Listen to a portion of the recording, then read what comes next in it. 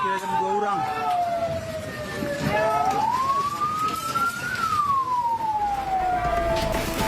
Tambangan Tonga kebakaran di Jombang.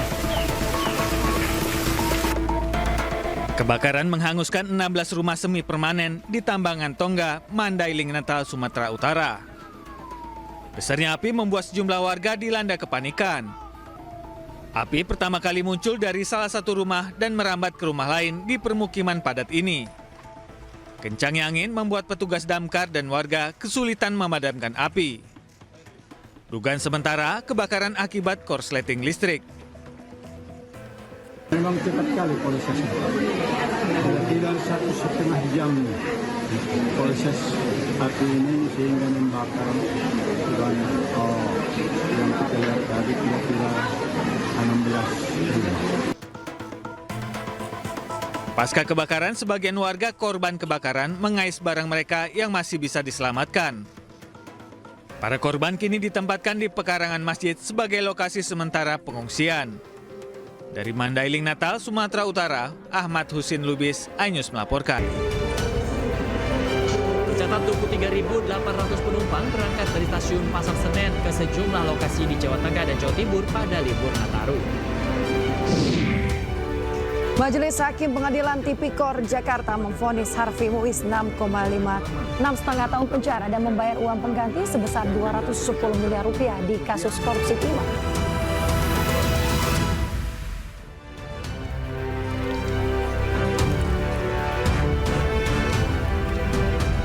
Halo, selamat pagi pemirsa. iNews Pagi kembali hadir untuk melengkapi informasi Anda pagi hari ini. Selain 3 berita utama tadi, sejumlah informasi menarik lainnya juga telah kami siapkan untuk Anda. Bersama saya Yasmina Tania. Dan saya Bayu Pradana. Inilah iNews Pagi selengkapnya.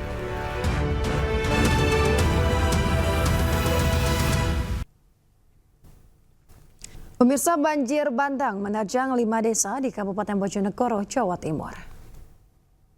Walah, damai gak ketok, banjir bandang. Air bercampur lumpur dari kawasan hutan menerjang jalan dan permukiman warga desa Dander, Bojonegoro, Senin petang. Selain desa Dander, Dender, banjir bandang juga melanda desa Munut, desa Growok, desa Sumber Arum, dan desa Kunci. Menurut warga, ketinggian banjir bervariasi antara 50 cm hingga 1 meter. Banjir bandang terjadi setelah hujan dengan intensitas tinggi mengguyur wilayah selatan Bojonegoro sejak Senin petang. Bahkan akses antar kecamatan sempat terputus akibat derasnya arus banjir. Lumpur bekas banjir juga mengotori ratusan rumah dan tempat ibadah seperti masjid serta sejumlah fasilitas umum.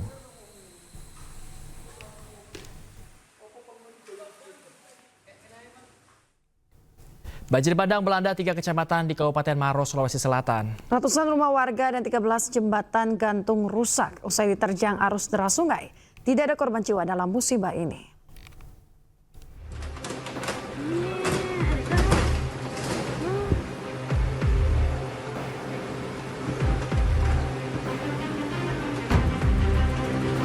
Banjir bandang melanda 3 kecamatan di Kabupaten Maros, Sulawesi Selatan.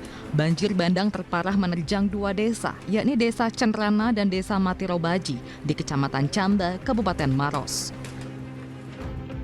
Sejumlah rumah warga rusak parah, bahkan tembok salah satu sekolah ambruk akibat diterjang derasnya arus air luapan Sungai Walanae. Selain itu, 13 jembatan gantung yang menghubungkan antar kecamatan maupun desa dan dusun putus, sehingga warga terpaksa harus melintas ke jalan alternatif yang lebih jauh. Ada sekitar 300 kakak yang terdampak dan memang beberapa fasilitas juga ikut rusak seperti sekolah, masjid, bangunan penguatan tebing, dan kerugian masyarakat itu cukup banyak. Tidak ada korban jiwa dalam bencana ini. Warga yang sempat mengungsi di sejumlah posko pengungsian pun kini sudah kembali ke rumahnya masing-masing karena genangan air telah surut. Kini pihak BPBD Maros akan berkoordinasi dengan Polres Maros dan Kodim untuk proses pembersihan sisa material banjir bandang. Dari Kabupaten Maros, Sulawesi Selatan, Wahyu Ruslan, iNews melaporkan. Belasan penjudi lari tunggang langgang saat polisi menggerebek lokasi perjudian di Kisaran, Kabupaten Asahan, Sumatera Utara. Selengkapnya kami hadirkan usai jeda berikut ini, tetaplah di iNews Pagi.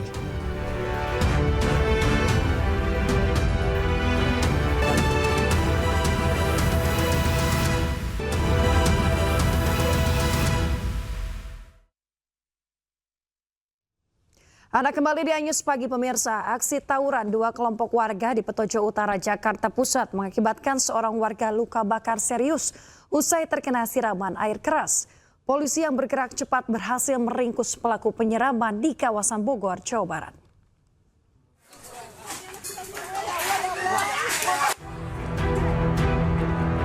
Aksi tawuran dua kelompok warga pecah di Jalan Alaidrus Petojo Utara, Gambir, Jakarta Pusat. Kedua kelompok saling serang di tengah pemukiman padat penduduk menggunakan senjata tajam, batu, hingga air keras.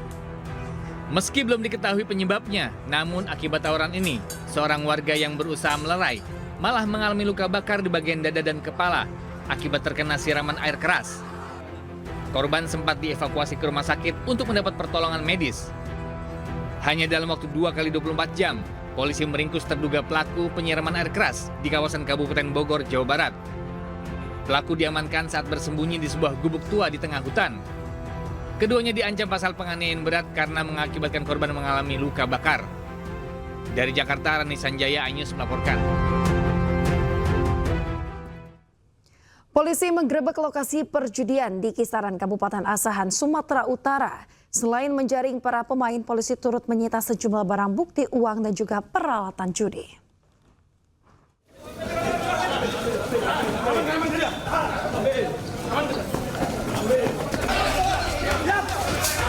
Tim gabungan Polda Sumatera Utara, Polrestabes Medan dan Polres Asahan menggerebek lapak judi di Kota Kisaran, Kabupaten Asahan.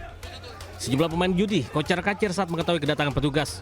Selain menjaring para pemain, polisi turut menyita barang bukti berupa 3 unit mesin judi tembak ikan, 2 unit mesin judi ketangkasan jenis slot, 1 box kartu joker, 10 unit motor dan mobil, serta uang tunai yang diduga hasil perjudian. Para pelaku beserta barang bukti langsung dibawa ke Polda Sumatera Utara untuk diproses lebih lanjut. Diketahui penggerebekan digelar atas laporan masyarakat yang resah akan praktek perjudian jenis bakarat dan ketangkasan tembak ikan di wilayahnya. Kami mendapatkan beberapa kegiatan perjudian, diantaranya ada bakarat dan juga adalah tembak-tembak ikan. Dan tentunya kami berterima kasih kepada masyarakat luas yang sudah memberikan informasi, dan Polda Sumut akan menunjukkan dedikasi untuk melaksanakan perintah dari Bapak Prabowo untuk melakukan tindak tegas segala bentuk perjudian. Petugas memasang garis polisi di lokasi kejadian sebagai langkah awal penyelidikan. Polda Sumut berjanji akan terus menindak tegas segala bentuk aktivitas yang melanggar hukum. Dari Medan, Sumatera Utara, Aminur Rasid, iNews melaporkan. Petugas BNN menggerebek sebuah villa yang diduga menjadi lokasi pesta seks dan narkoba di kawasan Cagu, Badung, Bali, pemirsa. Dari penggerebekan, petugas mengamankan 2 warga negara asing.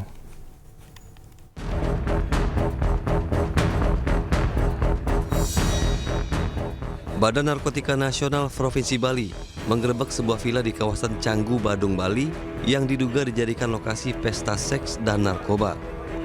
Petugas menggeledah dan melakukan tes urin. Dari 50 WNA yang berada di lokasi, 9 orang dilakukan tes urin, namun hanya 1 orang warga negara Rusia yang positif narkoba jenis THC zat aktif dalam ganja dan telah diamankan. Petugas juga mengamankan 1 WNA yang diduga sebagai penyelenggara pesta tersebut. Dari hasil interogasi sejumlah pengunjung pesta yang dilakukan secara tertutup dengan undangan khusus ini untuk menyambut Natal dan Tahun Baru. Para peserta juga diwajibkan membayar sejumlah uang untuk bisa bergabung. Kemudian nanti akan kita dalami sejauh mana peran daripada yang mengorganisir daripada kegiatan tersebut. Ya, dia mengaku menyewa tempat itu, villa itu, kemudian dia menyebarkan undangan untuk melaksanakan kegiatan party. Yang sejauh ini kami tanya kepada yang bersangkutan adalah partinya dalam rangka menyambut Nataru, seperti itu. Penggerebekan berawal dari pengintaian dan informasi dari masyarakat. Dilakukan dalam rangka menjaga keamanan dan ketertiban menjelang perayaan Natal 2024 dan Tahun Baru 2025, khususnya dari ancaman penyalahgunaan dan peredaran gelap narkoba. Dari Badung, Bali, Indira Ari Ainus melaporkan.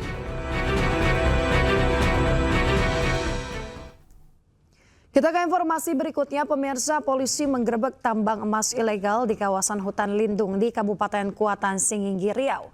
Dalam penggerebekan, petugas mengamankan 5 orang pekerja tambang, sementara 1 orang pemodal dalam pengejaran polisi.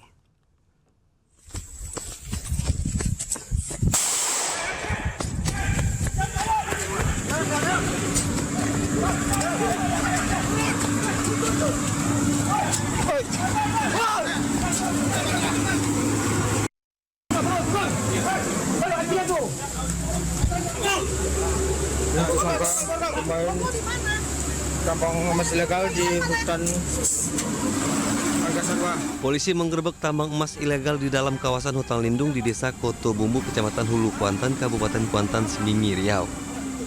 Polisi terpaksa melepaskan tembakan peringatan ke udara untuk mencegah pelaku agar tidak melarikan diri. Dalam penggerebekan tersebut, polisi mengamankan 5 orang pekerja tambang emas ilegal asal Kabupaten Sijunjung, Sumatera Barat. Sementara seorang pelaku pemodal pekerja tambang berinisial JN masih dalam DPO.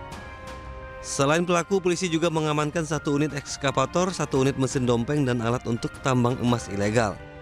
Dari hasil penyelidikan, tambang ilegal tersebut sudah beroperasi 2 minggu. Kami mengamankan ada 5 orang, yaitu 1 orang inisial Z selaku operator, kemudian ada 4 orang selaku atas nama inisial R, N, kemudian D, kemudian inisial SUL. Ini selaku pekerja. Kemudian dari kegiatannya sudah berlangsung 2 minggu dan sudah ada hasil, di mana hasil itu sudah diserahkan kepada inisial J, DPO, untuk dilakukan penjualan. Kelima pelaku dibawa ke Polda Riau untuk dilakukan pemeriksaan lebih lanjut. Atas perbuatannya, para pelaku terancam hukuman 5 tahun penjara dan denda maksimal 10 miliar rupiah. Dari Pekanbaru, Riau, Indra Yose Rizal Ainus melaporkan. Ke berita selanjutnya, pemirsa, Majelis Hakim Pengadilan Tipikor Jakarta menjatuhkan vonis 6,5 tahun penjara terhadap Harvey Muiz dalam kasus korupsi tata niaga pengelolaan tiba. Pengusaha sekaligus suami aktris Sandra Dewi, Harvey Muiz, menjalani sidang putusan dalam kasus korupsi tata niaga pengelolaan tiba di Pengadilan Tipikor Jakarta Pusat Senin siang. Dalam amar putusannya, Majelis Hakim menyatakan Harvey Muiz terbukti bersalah melakukan tindak pidana korupsi dan pencucian uang dan menjatuhkan vonis hukuman 6,5 tahun penjara. Suami aktris Sandra Dewi ini juga diwajibkan membayar denda sebesar 1 miliar rupiah dan uang pengganti senilai 210 miliar rupiah. Apabila tidak dibayar, maka harta bendanya akan dirampas dan dilelang untuk mengganti kerugian negara. Dan bila jumlah hartanya tidak mencukupi, maka diganti hukuman penjara. Atas vonis yang dijatuhkan tersebut, Harvey Muiz menyatakan masih pikir-pikir apakah akan mengajukan banding atau tidak. Mengadili, 1, menyatakan terdakwa Harvey Muiz terbukti secara sah dan meyakinkan bersalah melakukan tindak pidana korupsi yang dilakukan secara bersama-sama dan melakukan tindak pidana pencucian uang yang dilakukan secara bersama-sama sebagaimana dalam dakwaan ke-1 primer dan dakwaan ke-2 primer. 2, menjatuhkan pidana kepada terdakwa dengan pidana penjara selama 6 tahun dan 6 bulan dan denda sebesar 1 miliar rupiah dengan ketentuan apabila denda tersebut tidak dibayar akan diganti dengan pidana kurungan selama berapa tadi, Pak? 2 tahun. Bukan yang ini. Ya, 6 ya. Selama 6 bulan. Menghukum terdakwa untuk membayar uang pengganti kerugian keuangan negara sebesar 210 miliar rupiah dengan ketentuan jika terpidana tidak membayar uang pengganti selama paling lama 1 tahun setelah putusan pengadilan. Kami lihat pertimbangannya seperti apa. Karena upaya hukum itu disediakan oleh peraturan perundang-undangan, apakah nanti kita akan mengajukan keberatan terhadap harta tersebut atau tidak. Ini semua akan kami pertimbangkan dalam waktu 7 hari ke depan. Tunggu pertimbangannya dulu, salinan putusannya. Kami ada waktu 7 hari untuk pikir-pikir dan setelah itu kami akan tentukan upaya hukum apa yang akan kami lakukan. Demikian ya. Pemirsa, sebelumnya kasus korupsi komoditas timah telah menjerat sebanyak 22 tersangka. Kerugian negara yang ditimbulkan akibat korupsi tersebut menilai fantastis 300 triliun rupiah dan melibatkan suami Sandra Dewi, Harvey Mois.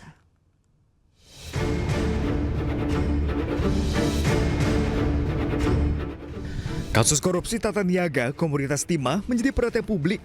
Tak hanya melibatkan nama-nama yang dikenal sebagai publik figur, namun yang mencengangkan adalah nilai korupsi yang merugikan negara hingga 300 triliun rupiah.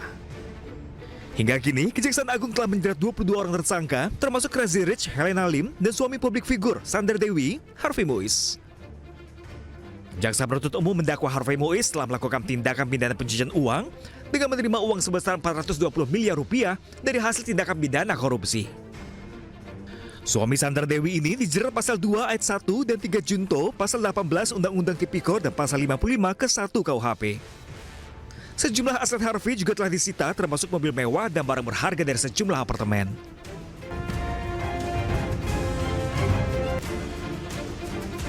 Selain itu, istri Harvey, Sandra Dewi, juga beberapa kali diperiksa terkait asal-usul aset dan dugaan TPPU yang menjerat suaminya.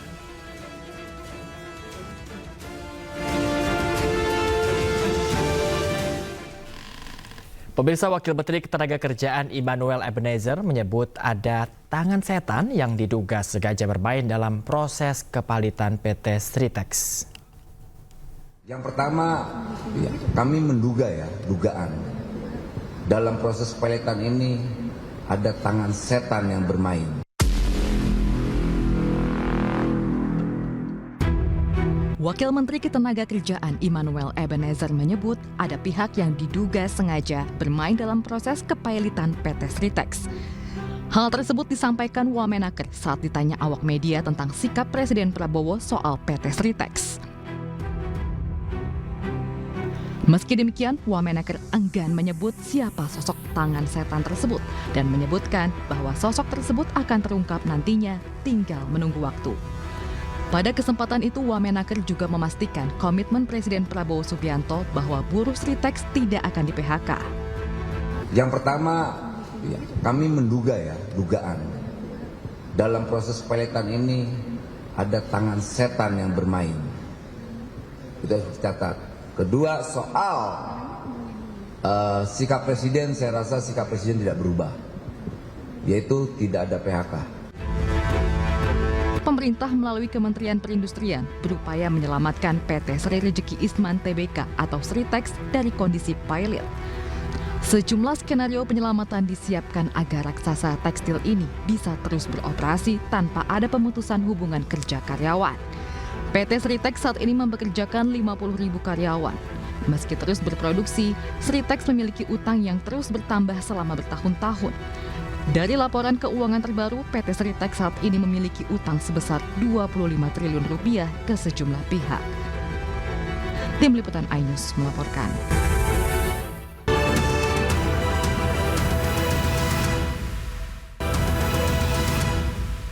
Pemirsa, turnamen Pro Futsal League 2024-2025 dilaksanakan di Gor Bung Karno, Sukoharjo untuk pertama kalinya. Kompetisi futsal kasta tertinggi di Indonesia ini akan diikuti 12 tim.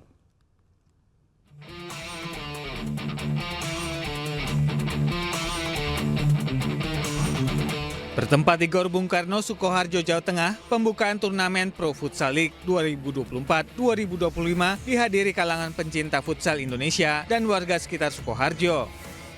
Menariknya, Pro Futsal League 2024-2025 menerapkan format baru, yakni sistem kompetisi. 12 tim akan bersaing dalam kompetisi futsal kasta tertinggi di Indonesia. Akan ada 14 series dengan menghabiskan total 132 pertandingan di fase pendahuluan. Nantinya tim yang mengakhiri babak pendahuluan dengan finish di peringkat pertama hingga 8 akan melaju ke fase playoff Elite 8.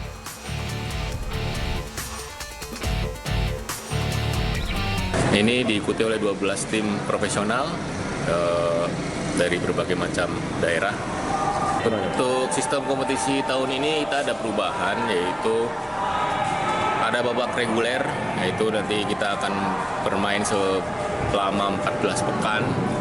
7 pekan awal dan 7 pekan di putaran kedua. Selanjutnya 8 tim teratas itu akan berlanjut ke putaran playoff, dan playoff nanti kita ada Final Four. Di hari pertama Pro Futsal League 2024-2025, Favage Benua berhasil menundukkan Kuda Laut Nusantara 1-0. Di hari kedua, Bintang Timur Surabaya menggebuk Sadakata United 6-3. Pertandingan selanjutnya akan diadakan di Gorkan Arok Malang 11 Januari 2025. Dari Sukoharjo, Jawa Tengah, Zanuar Setiadi, iNews melaporkan. Pemirsa, Indonesia dipercaya menggelar turnamen biliar bertaraf internasional Joy Hayball International Open 2024 di Jakarta. Turnamen bergengsi yang mendapat dukungan dari Persatuan Olahraga Biliar Seluruh Indonesia atau POPSI diikuti 16 negara dari berbagai belahan dunia.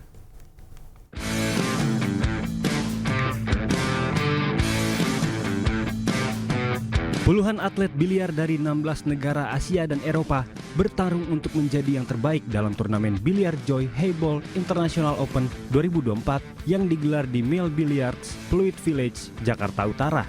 Turnamen yang didukung penuh PB POPSI ini merupakan ajang internasional yang memiliki standar tinggi dengan format pertandingan hayball. Melalui turnamen ini, PB POPSI juga berharap para atlet biliar tanah air mendapatkan pengalaman bertanding di ajang internasional. Ini buat kita sangat baik sekali ya, karena turnamen ini memang baru pertama kali di Indonesia. Tapi di internasional turnamen ini sedang berkembang pesat.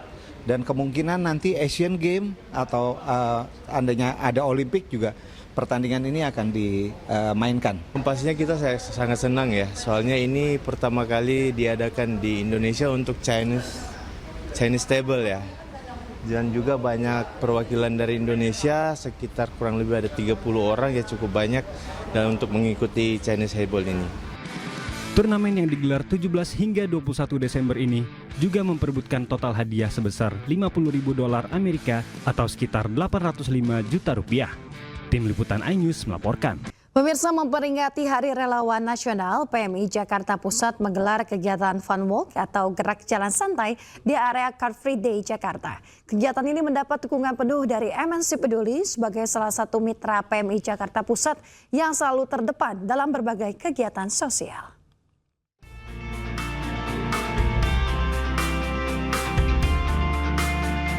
Lebih dari 1.200 relawan PMI bersama sejumlah tokoh dan masyarakat sangat antusias mengikuti kegiatan gerak jalan sehat yang digelar PMI Jakarta Pusat di area Car Free Day, Jalan Sudirman Tamrin, Jakarta Pusat.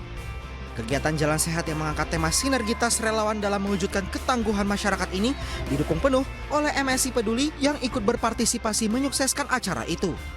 Jalan sehat ini digelar sekaligus untuk memperingati Hari Relawan Nasional yang jatuh pada tanggal 26 Desember. Ya, alhamdulillah kegiatan ini didukung oleh terutama dari MNC Peduli ya, MNC Peduli dengan Bu Jessica-nya telah memberikan souvenir untuk para peserta. Kemudian kita juga akan memberikan souvenir nanti di acara Volunteer Award-nya nanti tanggal 27 Desember 2024 nanti. Saya terima kasih banyak ya, apalagi MNC Peduli selalu hadir bersama-sama. Mudah-mudahan bukan hanya dalam kegiatan-kegiatan yang ada dengan PMI maupun kegiatan-kegiatan yang lain, saya yakin MNC akan selalu ada di hati para pemirsanya ya, dengan dukungan bantuan-bantuan sosial kemanusiaan yang betul-betul banyak manfaat buat masyarakat dirasakan. Tidak hanya jalan sehat bersama, kegiatan ini juga diisi dengan berbagai kegiatan lainnya seperti senam bersama dan pengecekan kesehatan gratis bagi masyarakat yang membutuhkan. Wah, keren acaranya, bagus. Bermanfaat. Ya, semua manfaatnya ya, kita satu menyehatkan olahraga, satu menyehatkan badan. Kegiatannya itu untuk mempererat silaturahmi juga, untuk ya supaya sehat ya Pak. Terus biar lebih solid ke depannya. Melalui kegiatan ini diharapkan sinergi antara relawan PMI dengan berbagai pihak dapat semakin kuat demi menciptakan masyarakat yang lebih tangguh dan siap menghadapi berbagai tantangan. Dari Jakarta, Wenda Nura, Bagus Prasetya, iNews melaporkan. Ya, pemirsa, salah satu minuman teh kemasan kembali menggelar sebuah ajang untuk menyalurkan bakat anak muda Indonesia. Dengan menyeleksi 10 finalis dari puluhan ribu sekolah, para anak muda ini menunjukkan bakatnya dalam menari dan juga bermusik.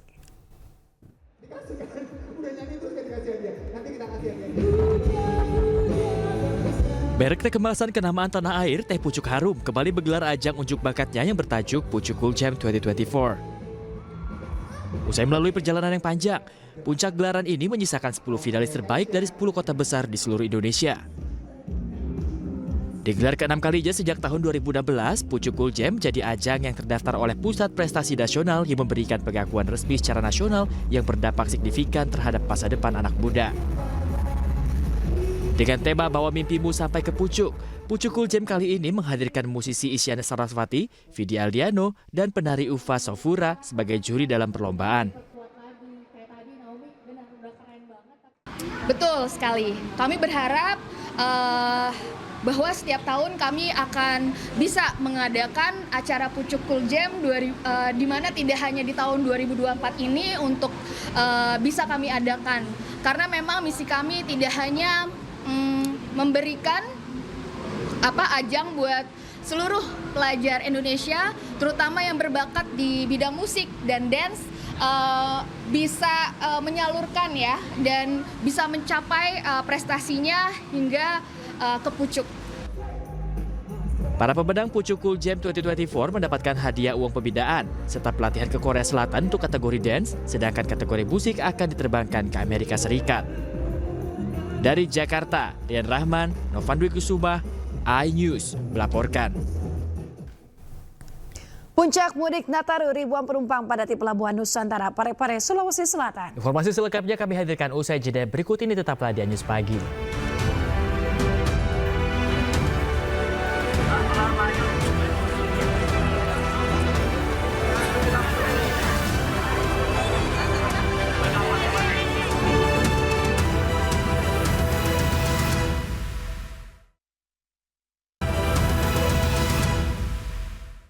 Dua hari jelang perayaan Natal, arus lalu lintas di kawasan wisata Puncak mulai padat. Petugas kepolisian disiagakan di sejumlah titik rawan kemacetan, meski rekayasa lalu lintas baru akan diberlakukan pada Selasa.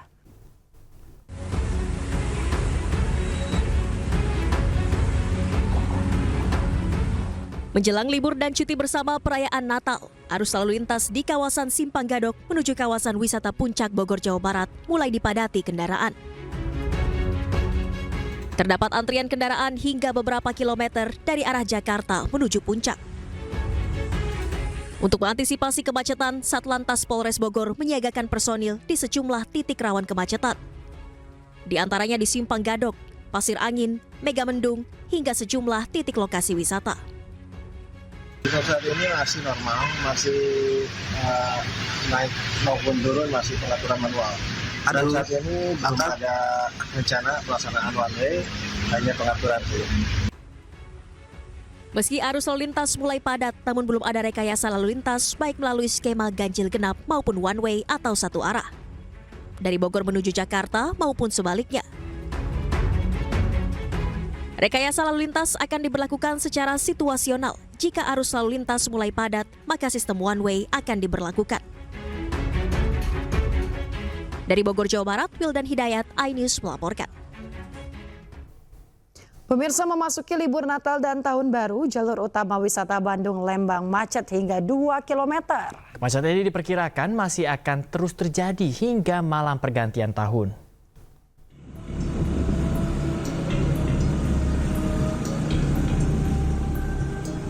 Jalur utama wisata Bandung Lembang mengalami kemacetan panjang hingga 2 km.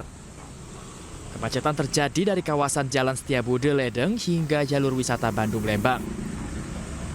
Kepadatan arus lalu lintas terjadi karena terus meningkatnya volume kendaraan wisatawan menuju sejumlah objek wisata di Lembang maupun Ciater Subang. Untuk mengurai kemacetan, kepolisian memberlakukan pengalihan arus lalu lintas kendaraan yang akan menuju Lembang di kawasan Ledeng ke jalur alternatif Sersan Bajuri. Diperkirakan kepadatan arus lalu lintas kendaraan di kota Bandung dan menuju kawasan Lembang akan terus terjadi hingga malam pergantian tahun. Dari Bandung, Jawa Barat, Ervan David, iNews melaporkan. Kementerian Perhubungan bersama Korlantas Polri dan ASDP Indonesia Ferry melakukan evaluasi terkait angkutan libur Natal 2024 dan tahun baru 2025 yang difokuskan pada kondisi arus lalu lintas di Pelabuhan Merak.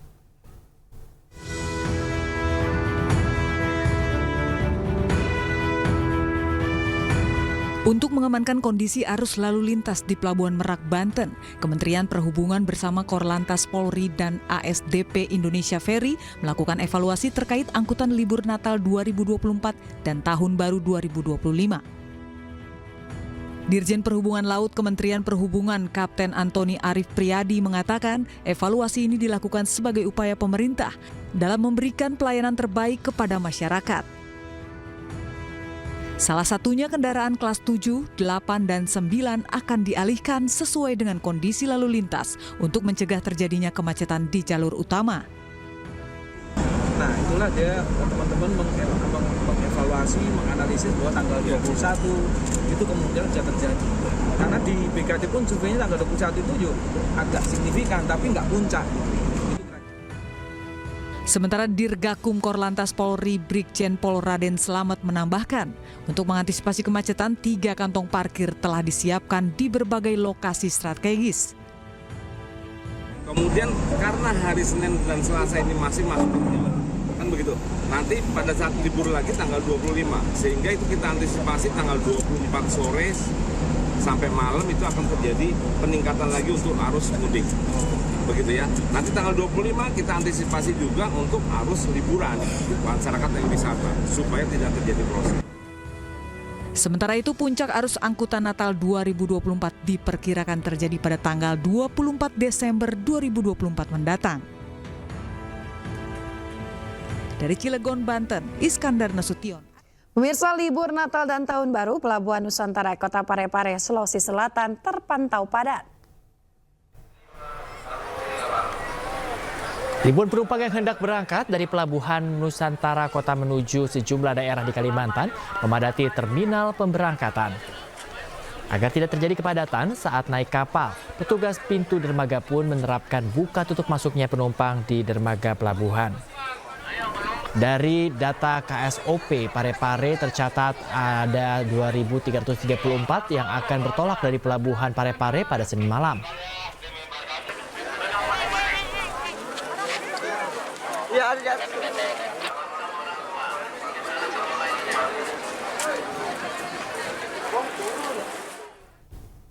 Pemirsa, untuk mengetahui informasi terkini kita terhubung dengan rekan Iskandar Nasution di Pelabuhan Merak, Cilegon, Banten dan juga rekan Erwin Eka Pratama di Pelabuhan Parepare, Sulawesi Selatan. Kita akan ke rekan Iskandar terlebih dahulu. Selamat pagi Iskandar, bagaimana suasana di Pelabuhan Merak saat ini? Apakah masih dipadati oleh para pemudik? Ya, selamat pagi. Pemirsa, dapat saya informasikan kondisi di Pelabuhan Merak sendiri pada hari ini seperti di belakang saya ini terlihat lenggang ya. Padahal sebelumnya diprediksi memang hari ini menjadi puncak arus mudik pada libur Natal tahun ini.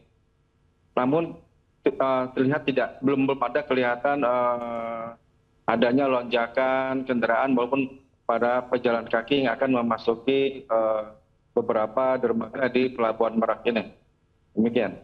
Ya, Iskandar, lantas persiapan apa yang sudah dilakukan oleh pihak pelabuhan untuk mengantisipasi adanya kepadatan para pemudik di sana? Ya, untuk mengantisipasi kepadatan para calon penumpang, pihak terkait sudah menyediakan 3 skenario, yakni dengan menyiapkan kantong-kantong parkir mulai dari tol Tangerang Merak dan parkir di Cikuasa Atas, dan menyiapkan juga pantung parkir yang ada di Pelabuhan Merak yang dapat menampung hingga 6.000 lebih kendaraan penumpang. Demikian. Baik Iskandar, terakhir Iskandar, apakah saat ini perjalanan kapal masih kerap terganggu akibat cuaca ekstrim atau seperti apa di sana? Ya, memang sejak malam dan pagi hari ini memang Pelabuhan Merak masih diguyur hujan. Terlihat juga cuaca di sini juga sangat mendung. Namun tidak terlihat tidak adanya gelombang tinggi yang dapat mengganggu aktivitas bongkar muat kapal. Sebenarnya menjadi permasalahan adalah jika terjadi lonjakan atau jika terjadi angin kencang, maka kapal ro-ro akan sulit bersandar karena harus melawan kencangnya angin di dermaga di Pelabuhan Merak ini. Demikian.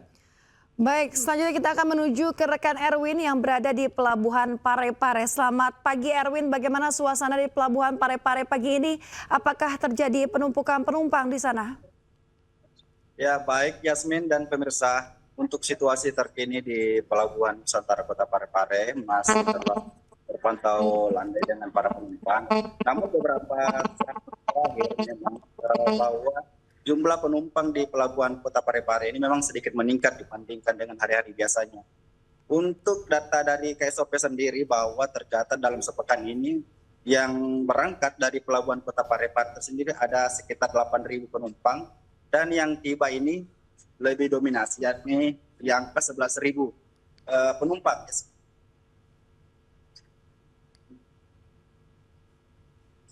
Ya, baik Erwin, lantas langkah antisipasi apa yang dilakukan pihak pelabuhan untuk mencegah penumpukan penumpang di sana? Ya, baik, memang dari KSOP sendiri jauh-jauh hari telah menyediakan sebanyak 15 armada kapal untuk mengangkut para penumpang kapal ini, Yasmin. Di mana diantaranya 4 milik kapal milik PT Pelni dan 11 lainnya adalah swasta. Baik, terima kasih banyak rekan Erwin Eka Pratama melaporkan langsung dari Pelabuhan Nusantara Parepare, dan sebelumnya ada rekan Iskandar Nasution melaporkan langsung dari Pelabuhan Merak Cilegon, Banten. Selamat bertugas kembali, sehat selalu rekan-rekan.